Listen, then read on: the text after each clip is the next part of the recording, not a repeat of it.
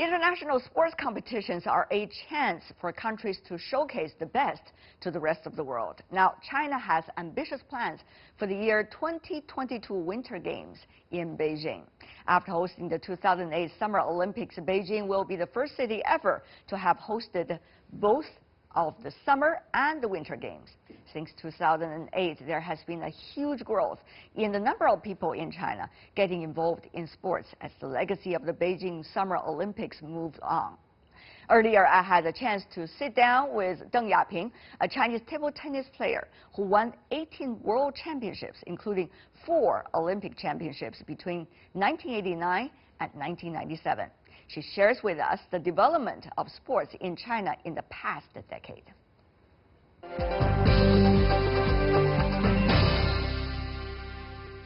And now I'm joined by my best friend, Deng Yaping, a well-known Chinese ping pong player and certainly the world champion. And now she's developing herself and her career path into so many different directions. Yaping, it's wonderful to see you here. Yes, lovely to see you. Yeah, 2008. Many say it is China's come-out party. Yeah. And of course, China was viewed very differently since then. Yeah. As a sports person, yeah, and as someone now who's in the field of investment, how do you see that change for China? Well, I'm so lucky. I'm involved in 2008 quite deeply.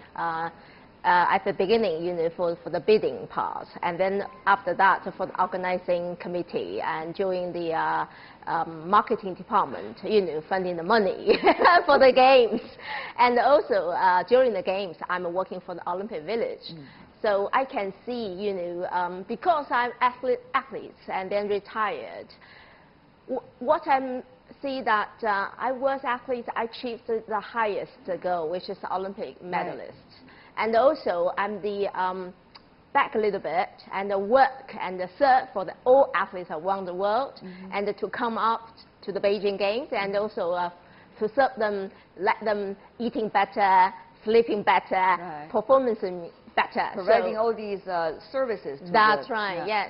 So I'm so honored, and finally we are like exceptional Olympic Games.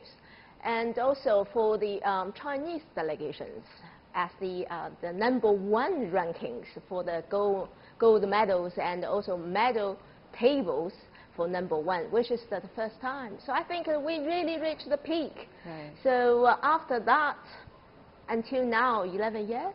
Yes, 11, exactly. Time flies. Yeah, you remember, I mean, before the Olympic Games, there were a lot of controversy. Yeah. While you were working in the organizing committee, That's you know right. this very well. Yeah. Whether it's diplomatic controversy or torch relay and many of the issues related to that. Yeah. But then when the opening ceremony began, everything, all the controversy is gone, and the world was dazzled by China. That's what right. was it like for you when you see that specific moment, and that seems to be like a miracle in a way?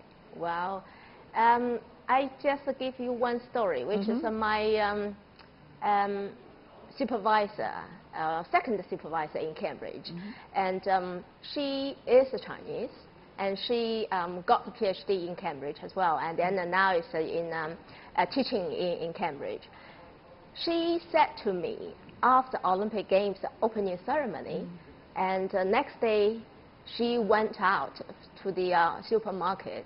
A lady said to her, "Are you Chinese?" And then she said, "Yes." And then suddenly, that lady, smiling and exciting to express how excitement during the opening ceremony for last night, and so proud of her as a China. You can have such wonderful opening ceremony.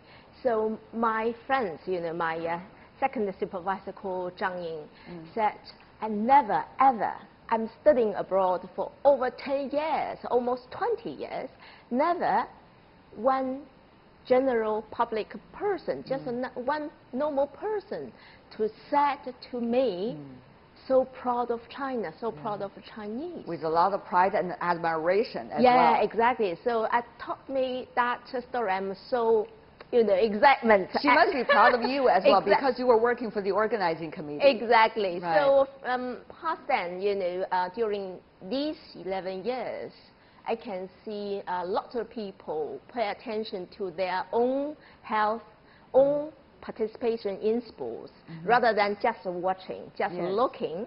So I think sports for all is really booming now. Participation. That started from 2008. Yes, yes. For the sports for all. Yes, it's a big boost. But you think about that, how image of a country could change as a result of one Olympic Games. Exactly, exactly. But now, Yaping, I have to say, China is at another critical juncture, and probably the world as well, if you read the news, right, every day. So when there are other questions that the rest of the world has about China, when there are still some suspicion and doubts as to what China aspired to achieve, will Olympic Games a few years from now also help in a way to let the world understand China better, just as it was during the last Summer Games? Yes.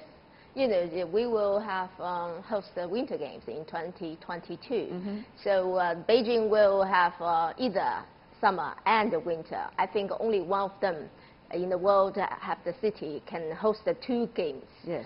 So we are really very fascinating excitement for the games as well. But during the game, I think now we need more education for the public, because Winter Games, not the summer. Summer, we're quite familiar with all the sports events, football, table tennis, swimming, whatever. Yes. But Winter Games, very different. Very different, and the general public, Chinese public, they don't know how many sports games and how many events. Yeah. So now I can tell you that in total, about 15 games and 109 events. We saw you in so many different championships. Yeah. And you were always there, very strong, to encourage yourself. I saw you. You try to make yourself excited on the court. Yeah. No matter who your opponent is, whether it's a strong one or a weak one, you just want to present a good game. Yeah. How did you manage to do that? I mean, it might be useful even for me. Because I want to win. You want to win. As simple as that. Because I want to win, because I want to achieve my goal. Because when I was young, I have a dream to become world champion, #1 in the world. So you have to really focusing on each game. You can't, no matter strong or weaker, but you have to win. So you have to really pay attention to. So it's like every game you have to do it. Oh, yes. In order to get really there. And after you are there, you still have to do it because you want to maintain the titles. Exactly, exactly. Because I kept the #1 ranking for 8 years continuously, which is no Think one. about that. Oh my God. No one now until that is my record. I remember Mr. Samaranch, who has been a longtime friend of China, particularly encouraging China's Olympic movement. Yep. When he was presenting one of the awards to you, some of the previous games, he pat on your head and said, you have to work hard for China. Yeah. I know that he has been here since the late 1970s in China. Yeah, and been the first time, interacting with China. Yeah. So what was it like for you to get inspirations from the others, including, for example, with Mr. Samaranch and some of the other figures, the people that we respect a lot? Well, Mr. Samaranch was our best friend for me. Yeah. And the first time we met, which is in '91, World Championships, just before the singles final, women's singles final, and he was attend the finals because I don't know it. I beat the opponent dramatically. This is the first time President Samaranch first time watched me to play ping pong. I see. And then he also fascinating. I'm so excitement, so excited. Yeah, so focused. So focused, exactly. And then after that, one story. That time I can't speak any English. No. And my interpreter, after games, we wait for the medal ceremony. Yes. Yeah, medal ceremony. And then the interpreter, very excited to tell me, said, you know, later, do you know who will present the gold medal for you? I said, no. No. And she said, Mr. President Samaranch. Of the Olympic Games, of the committee? Yeah, of the IOC president. Wow. I have no idea. Quite a treat. Quite a treat. You had no idea then? Yeah. I have no idea. What is President Samaranch? That time, you know, Yeah. only 18 years old. Of course, okay. of course. And you were so much focused on the game. That's right. I said, it doesn't matter who can give. Anyone can give me the gold medals. Did you know why he was there for that game? Eventually. Quite a coincidence. And he visited to Japan to the other matters. And then, but because we are play the World Championship, yes. so he came. He came over. Came over. And then see the women's singles the matches. So we know each other. After the games, you know, presented the gold medals after that. And he told me, I invite you to officially visit IOC headquarters in Lausanne. Wow.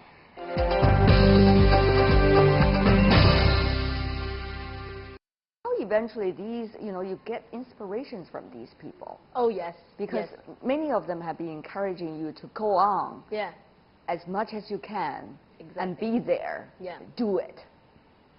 I'm quite appreciate. He gave me a lot encouragement, not only for sporting career, also for the rest of life, including education as well.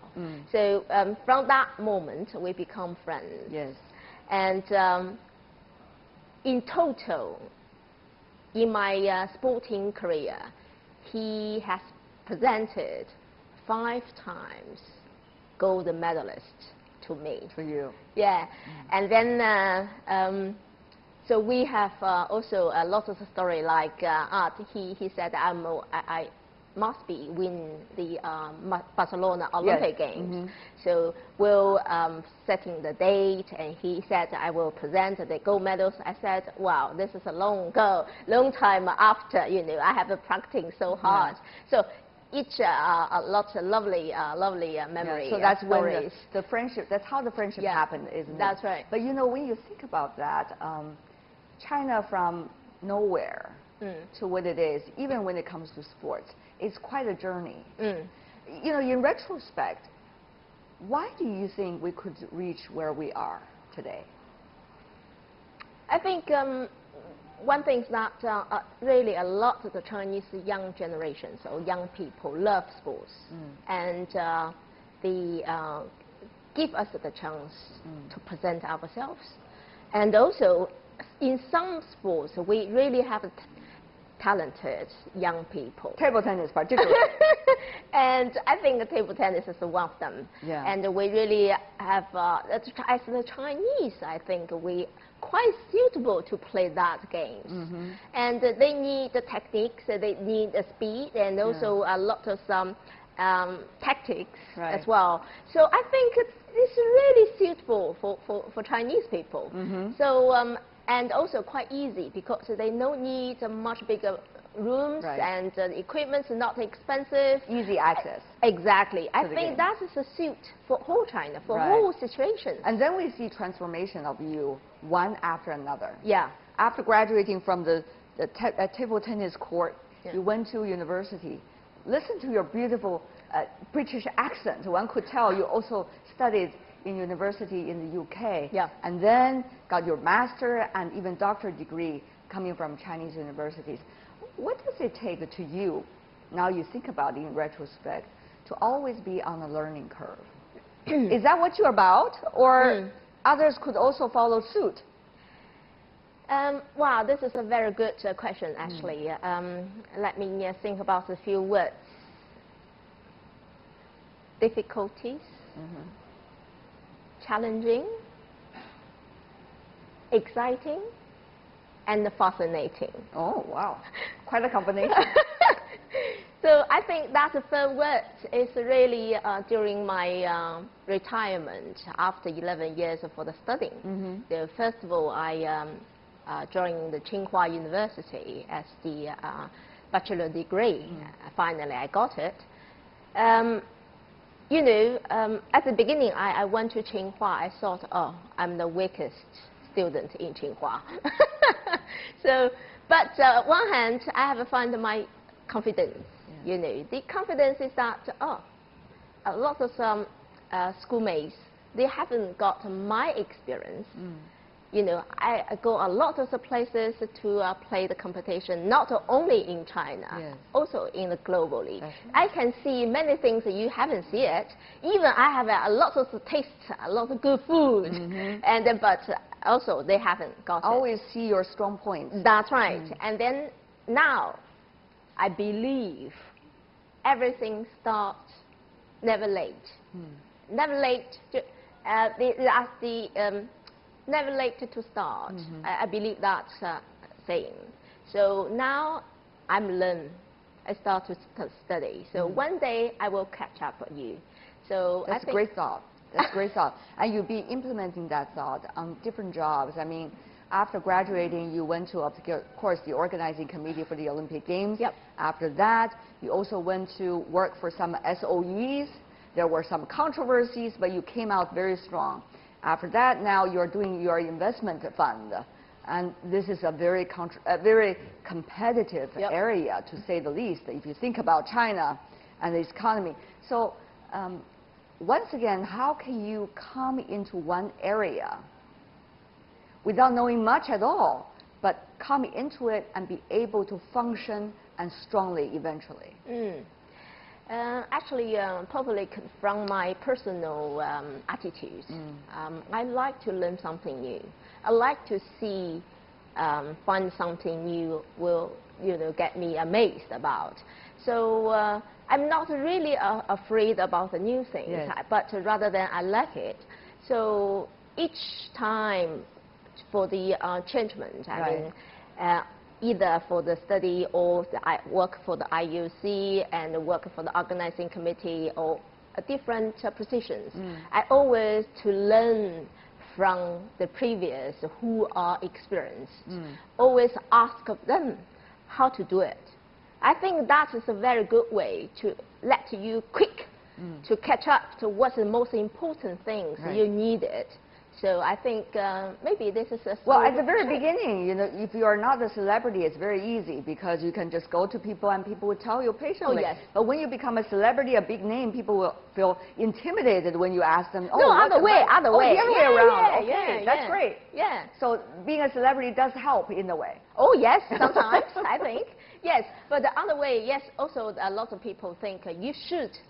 You should have better. You should better. You should have done better. They have a higher expectation. Yeah, that's right. And then that is more pressure. But at the same time, if you can ask of someone, I want to learn something, please tell me, please teach me. I think most of people can. So that is good. That's amazing. And finally, before we go, a few questions regarding the overall investment environment, because now you're doing investment and you're competing in your field.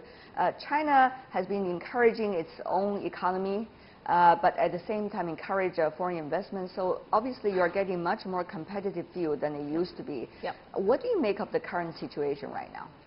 I think I can see that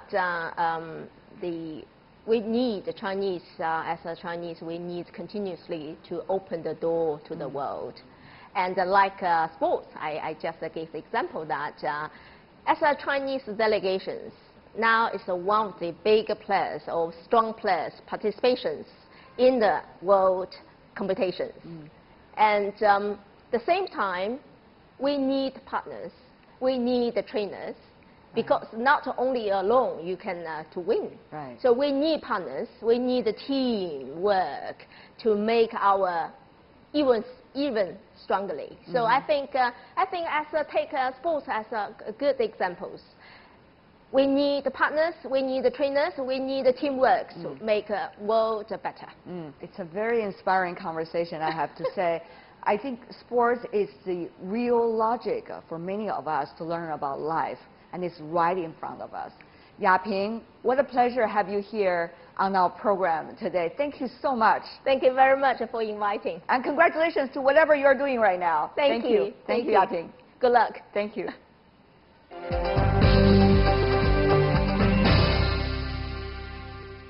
That is Deng Yaping, a very well-known table tennis player, 18 times world champion, talking about the logic of sports and how China is preparing for the 2022 Winter Olympic Games.